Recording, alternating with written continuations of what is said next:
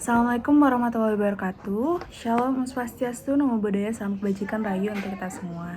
Perkenalkan, nama saya Kayla dan ditemani oleh teman saya, Janeta Faiza. Di sini kami akan mempresentasikan hasil studi kasus kami mengenai mikroba penyubur tanah, yang dimana studi kasus kami berjudul Peranan Bakteri Bacillus sp sebagai agen biofertilizer dalam meningkatkan kesuburan tanah dan produktivitas tanaman.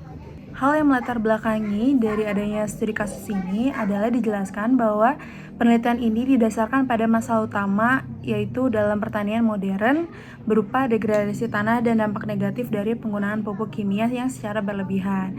Nah, secara rinci, latar belakangnya itu dimulai dari pengakuan bahwa kesuburan tanah adalah faktor utama yang menentukan produktivitas tanaman pertanian. Nah, tujuan pemberian pupuk dalam budidaya tanaman ini adalah untuk memastikan ketersediaan unsur hara, yaitu nutrisi bagi tanaman, agar pertumbuhan optimal dapat tercapai.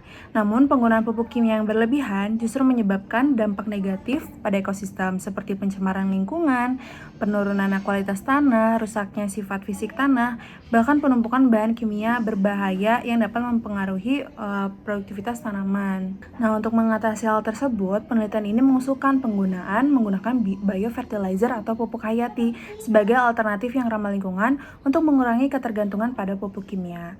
Biofertilizer sendiri didefinisikan sebagai pupuk organik yang mengandung mikroorganisme hidup seperti bakteri pengikat nitrogen, pelarut fosfat, dan penghasil zat pengatur tumbuh atau zat PT yang berfungsi meningkatkan produktivitas tanaman melalui perbaikan kesuburan tanah dan ketersediaan nutrisi seperti yang dijelaskan di jurnal tersebut. Nah, biofertilizer tidak hanya meningkatkan sistem penyaluran unsur hara, tetapi juga memperbaiki struktur tanah, meningkatkan agregasi tanah, menciptakan zat pengatur tumbuh dan ramah lingkungan.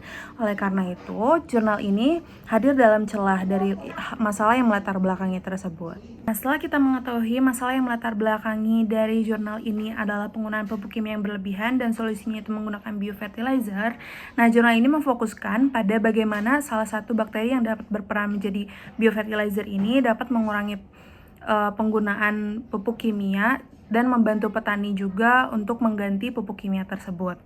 Nah, dalam jurnal ini difokuskan pada bakteri Bacillus sp yang dimana memiliki kingdom bakteria dan jenisnya Bacillus.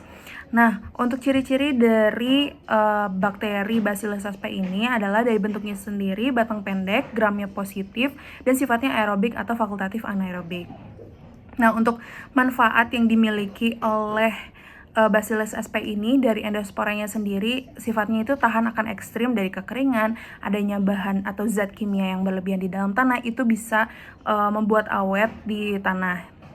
Nah, selain itu juga bisa berperan sebagai pelarut fosfat, fiksasi N, dan juga produksi hormon, yang dimana hormonnya ada auksin, sitokinin, giberelin yang akan mendorong akar untuk tumbuh sehingga sifat penyerapannya itu menjadi jauh lebih baik.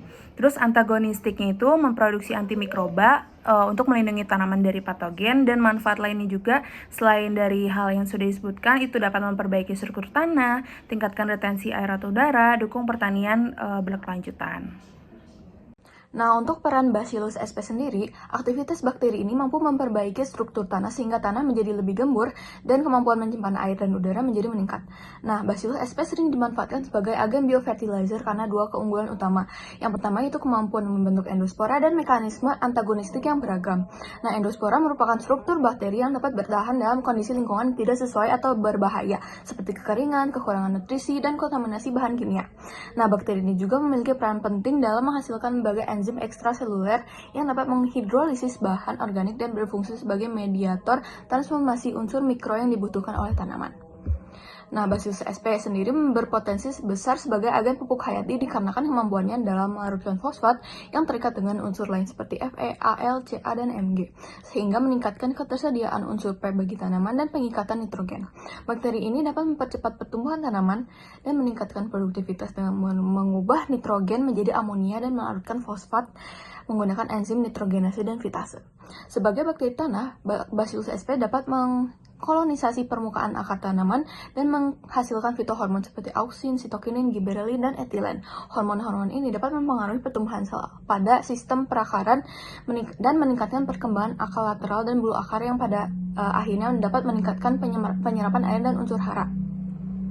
Nah, sebagai anggota kelompok PGPR atau Plant Growth Promoting Rhizobacteria, Bacillus sp dapat mendorong perkembangan akar lateral yang dapat membantu penyerapan unsur hara dan air lebih efektif.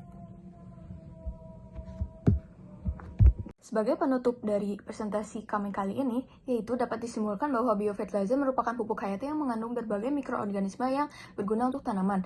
Nah, bakteri Bacillus sp ini sebagai salah satu bakteri yang ada di dalamnya berperan sebagai agen fosfat dalam biofertilizer dan mampu meningkatkan pertumbuhan tanaman melalui beberapa mekanisme seperti penyedia unsur hara dalam tanah, produksi hormon pertumbuhan, dan pencegahan serangan patogen pada tanaman. Nah, penggunaan bakteri ini sebagai biofertilizer dapat menjadikannya solusi untuk mengatasi masalah degradasi tanah akibat penggunaan pupuk kimia berlebihan.